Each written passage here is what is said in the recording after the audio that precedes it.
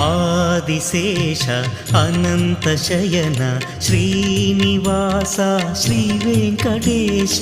Adisesha Anantha Shayana Srinivasa Shri Venkatesha Adisesha Anantha Shayana Srinivasa Shri Venkatesha Adisesha Anantha Shayana Srinivasa Shri Venkatesha